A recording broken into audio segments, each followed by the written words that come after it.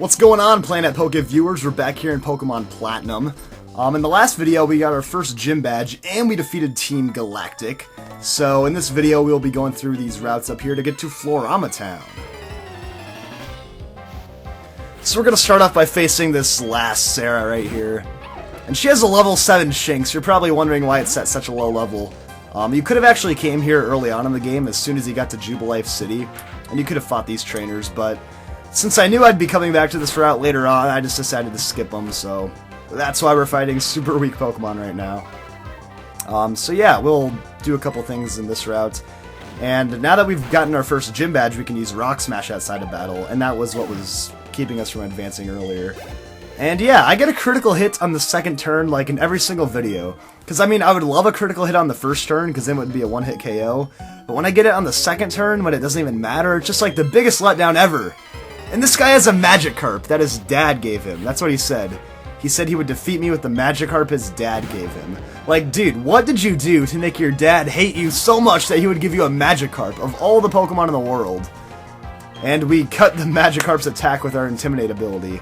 And that's great, because all he's going to use is Splash anyways. Actually, he won't even use Splash, because he's going to get killed by the Spark right here. And we got a critical hit! See, okay, I finally get a critical hit on the first turn, but it's irrelevant, because I would have knocked him out anyways. And he's so disappointed that the Pokemon his dad gave him lost. Anyways, I think there's a hidden item down here. I guess I'm wrong, so whatever. But yeah, seriously, his dad's probably seen all sorts of cool Pokemon, and then he gives his son a Magikarp. Like, seriously, why do you hate your son so much? Give him something cool. I guess someday it'll evolve into a Gyarados, then he'll be the one laughing at us all, so whatever. He'll be like, see, my dad didn't hate me, he just wanted me to evolve into a Gyarados. Alright, so we got a Voodoo here. These things are super easy, except actually, for me, I kind of struggle with Grass and Electric types. Mostly because I only have a Grass and Electric type on my team, so all my moves are not very effective. So yeah, I just have Tackle here. So I guess that'll do. But I did learn some good moves in the last video. If you didn't watch it, I got Spark on my Shinx, and Turtwig learned Razor Leaf. And I'm at level 14 with Black Star, which means I'm one level away from evolving into a Luxio, or a Luxio. Actually, I think Luxio sounds better. Anyways, right here is the Ravaged Path, and as this guy will tell you, there are some rocks that are blocking the way, so you're going to need Rock Smash, obviously. But grab this item right here, I think it's a potion. You actually can smash this rock and head for the exit right there, but if you go to the other side, you can actually grab yourself a TM. I think the TM is Rock Tomb, which is a decent rock-type move. It won't be that great later on in the game, but early on at this point, it's pretty good. Of course, it'll help you out with flying types and things like that. It's kind of an inaccurate move, but it's good. It can lower speed, so that's always nice. And Wild Battle. I hate Wild Zubats. And the thing I hate about Wild Pokemon right now is that my Shinx has that Intimidate ability, so I have to watch that happen every single time I start a battle. But yeah, if you count like a Geodude or Onix, Rock Tomb's a pretty good move. And yeah, check this out. We have two identical youngsters wearing the exact same hat right here.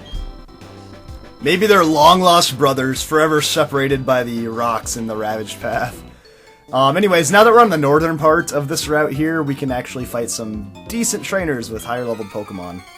And this girl mentioned something about flowers, and we're actually on our way to Floaroma Town, so we're probably going to see a bunch of grass types and stuff like that. Stuff that I don't want to deal with, because I don't have a Starly or a Chimchar. If you have a Starly or a Chimchar, these things will be, like, out in one hit every single time. And I just tried to run away from this battle. Like, oh my god, it's a Voodoo, get me out of here. Anyways, I'll go with a Spark. I'm kind of trying to see if Spark or Tackle does more damage. I'm not really sure. I don't feel like doing the math in my head at this moment, but I guess I'll figure it out eventually. So yeah, let's just go ahead and use a Tackle and see what that does. Voodoo kind of seems like the worst Pokemon ever, just based on the way it looks, but once you evolve it and level it up a little bit, it's actually a pretty good Pokemon. Like, Roserade is pretty awesome, I have to admit. I'm actually really happy they added Roselia and Roserade with Voodoo here, because it makes for a nice trio. Pretty good grass types. Anyways, we got it to level, or no, we're already at level 14, but we're actually pretty close to evolving, so perhaps in the next couple of battles we will get our first evolution of the walkthrough. And here's a Cherubi, so Actually, come to think of it, I don't think Tackle's going to do that much damage, because I keep forgetting. Tackle has 50 base power in Pokemon Black and White, but only 35, I think, in Diamond and Pearl, so... I don't know, whatever. I guess Spark, even though it's not very effective, will do more damage, because of the same type attack bonus, because if you don't know, if your move is the same type as your Pokemon, then it's going to do 50% extra damage. And this is why I hate dealing with these Cherubies, because they do this crap with Leech Seed. It's like, oh my god, I can't stand it. In every turn, you get some of your health sapped, like 1/8.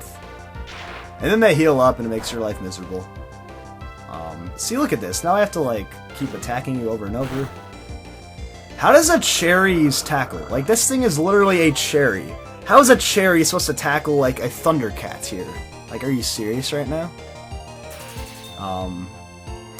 Yeah, the one thing I don't really understand about the move Tackle is that, like, the weirdest Pokemon use it. Like, if you can possibly imagine, like, these tiny Pokemon actually tackling, like a football tackle, just, like, nailing me and pulling me down to the ground. Actually smashing me down into the ground. Imagine that fierce cherry just running at me, tackling me. Anyways, there's an awakening. To awaken your Pokemon from sleep, obviously. And once again, we avoid wild battles through the grass.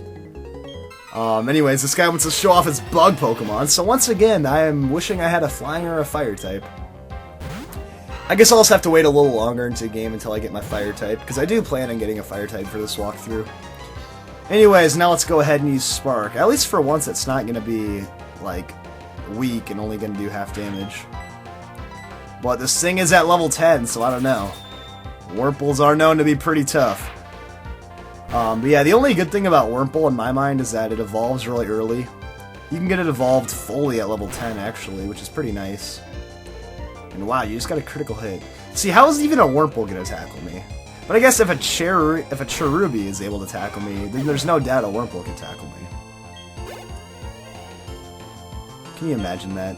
Okay, Kricketot's next. Yeah, Kricketot's pretty easy. Even if it uses Bite, I should still be able to knock it out easily. Oh, there we go. Check out those prediction skills.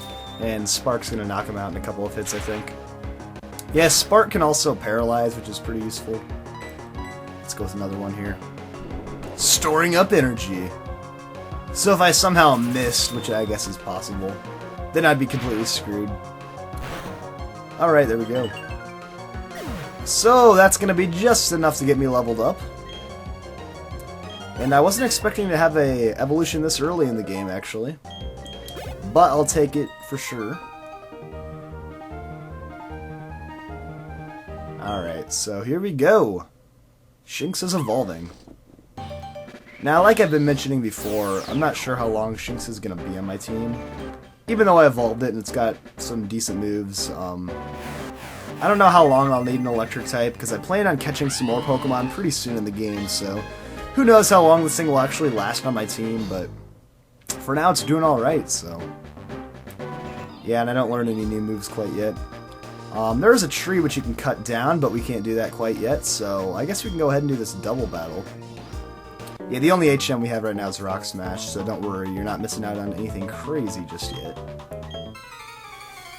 Alright, so here we go, last couple of trainers before Floaroma Town. Liv and Liz. They always make the matching twins have, like, matching names, too. It's kind of ridiculous. But they both have a couple of Pachirisus. So yeah. And I like how Intimidate intimidates both of them, just completely cripples them for the entire battle. But let's go ahead and try this. All my attacks are, like, weak, so I'll go ahead and use Charge, and then I'll use Razor Leaf. Razor Leaf actually attacks both Pokemon in the double battle. But the nice thing about Charge is that that doubles up my next Electric-type move, so we'll do that. It also raises up my special defense. So it's pretty good if you're not planning on knocking out the Pokemon in one hit, I guess. I don't know. I guess I'm better off probably just using Spark twice because of the chance of critical hits and paralysis, but whatever. I'm not really too concerned about it.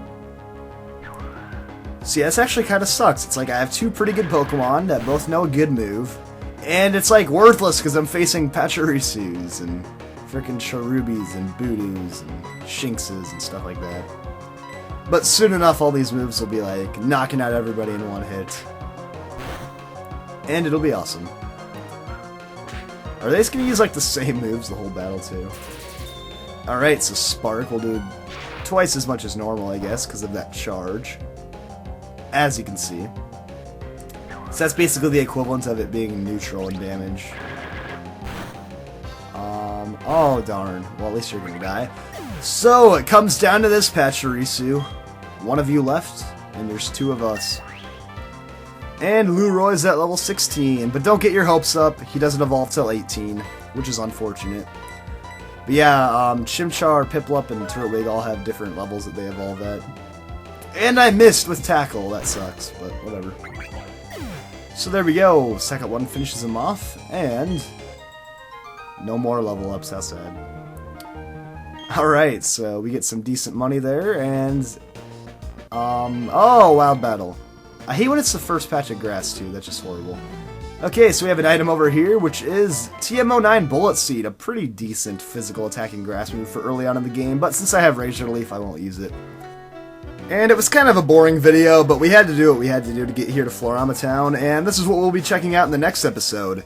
And actually, since there was no video last week, there's probably going to be 2 this week, so stay tuned in the next couple of days for some more Pokemon Platinum. I'll see you guys all then.